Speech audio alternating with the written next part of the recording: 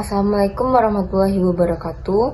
Perkenalkan, nama saya Amanda Bines dengan NIM 24370003. Baiklah, saya akan menjelaskan yang telah saya buat, yaitu hakikat manusia. Pertama, pengertian. Manusia adalah makhluk yang unik dan mulia, memiliki peran penting dalam kehidupan dan hubungan dengan Allah serta sesama manusia. Pemahaman ini membimbing umat untuk hidup dengan penuh kesadaran, moralitas, dan kebaikan. 2. Sifat. Sifat hakikat manusia mencerminkan kompleksitas dan keunikan individu.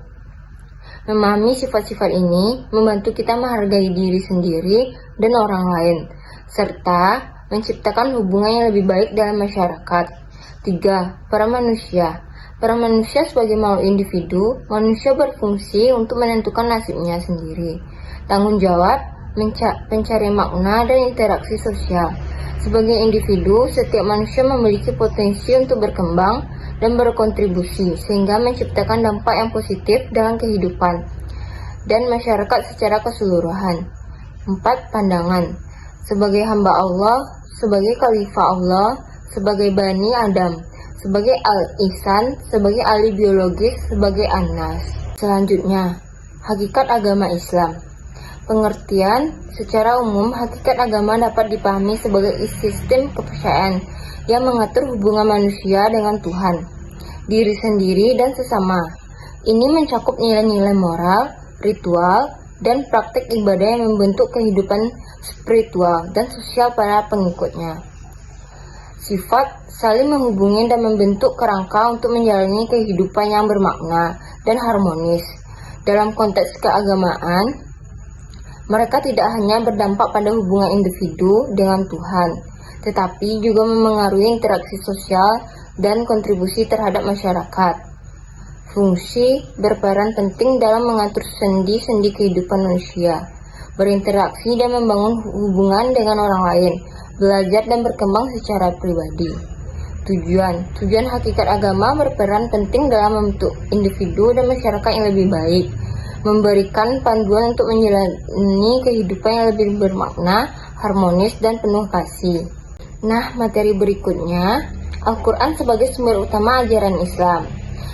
Pertama, pengertian. Al-Quran adalah kitab suci dalam agama Islam yang dianggap sebagai wahyu langsung dari Tuhan Allah kepada Nabi Muhammad SAW melalui perantara malaikat Jibril sebagai sumber utama ajaran Islam. Al-Quran berfungsi sebagai pedoman hidup bagi umat Muslim dalam berbagai aspek baik spiritual, moral, sosial maupun hukum. Kedua, fungsi. Al-Quran berfungsi sebagai landasan yang komprehensif bagi umat Islam dan menjalani kehidupan sehari-hari dan memahami ajaran agama. 3. Hukum. Hukum Al-Quran berfungsi sebagai pedoman utama bagi umat Islam dalam menjalani kehidupan sehari-hari dan membentuk dasar syariah yang dijunjung tinggi dalam praktik keagamaan, toleransi, dan keadilan. 4.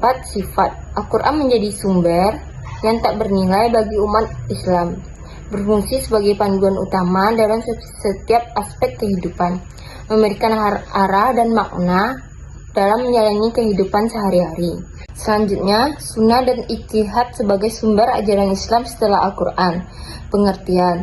Sunnah merujuk pada segala tindakan, ucapan, dan persetujuan Nabi Muhammad SAW yang dijadikan sebagai teladan dan pedoman hidup bagi umat Islam. Ijtihad adalah usaha atau pemikiran yang dilakukan oleh seorang ahli mujtahid untuk menarik kesimpulan hukum dari sumber-sumber syariah, termasuk Al-Quran dan Sunnah, terutama dalam hal-hal yang tidak dijelaskan secara langsung. 2. Hukum. Sunnah dan ijtihad berfungsi sebagai sumber hukum yang penting dalam Islam, memberikan pedoman yang komprehensif bagi umat Muslim dalam menjalani kehidupan sehari-hari dan menanggapi berbagai tantangan yang dihadapi. 3. Tujuan. Baik sunnah maupun ijtihad memiliki peran yang sangat penting dalam membentuk pemahaman dan praktik ajaran Islam di luar Al-Quran, memastikan bahwa umat Islam dapat menjalani hidup yang sesuai dengan nilai-nilai agama dalam konteks yang selalu berubah. 4. Peranan. Sunnah dan ijtihad berperan penting dalam membentuk dan mengembangkan ajaran Islam setelah Al-Quran.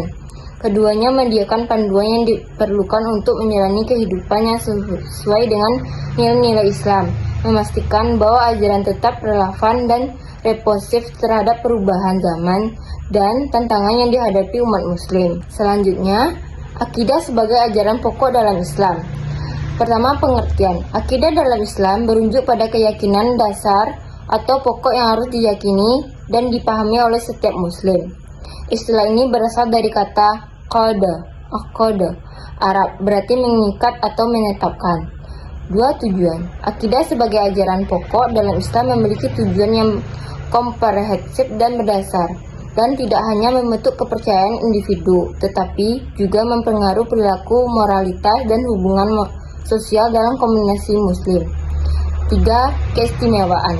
Keistimewaan akidah sebagai ajaran pokok dalam Islam terletak pada kemampuan untuk memberikan panduan yang jelas, konsisten, dan relevan bagi umat muslim dalam menjalani kehidupan. Melalui akidah, individu dapat menemukan identitas, makna, dan tujuan, serta membangun hubungan yang kuat dengan Allah dan sesama. 4 contoh. 1. Keyakinan kepada Allah. Tauhid. 2. Keyakinan kepada para nabi dan rasul. 3. Keyakinan kepada kitab-kitab Allah. 4. Keyakinan kepada hari kiamat. 5. Keyakinan kepada takdir. 6. Keyakinan kepada malaikat.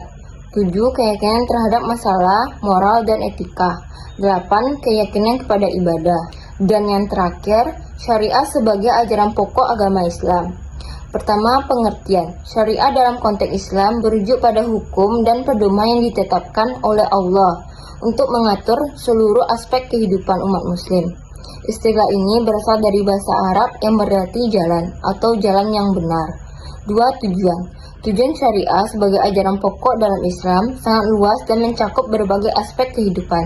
Dengan demikian, syariah bukan hanya sekadar hukum, tetapi juga pedoman untuk mencapai kesejahteraan individu dan masyarakat, serta pendekatan umat kepada Allah.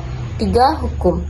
Hukum syariah sebagai ajaran pokok dalam agama Islam berfungsi sebagai panduan yang komprehensif dalam berbagai aspek kehidupan, dengan mengatur ibadah, interaksi sosial, dan moralitas. 3 contoh. Membayar zakat. Tujuan dalam mendagang dengan memenuhi timbangan dan takaran, berbuat adil kepada seluruh manusia, menikah dengan tuntunan agama Islam. Baik, terima kasih dan semoga bermanfaat. Assalamualaikum warahmatullahi wabarakatuh.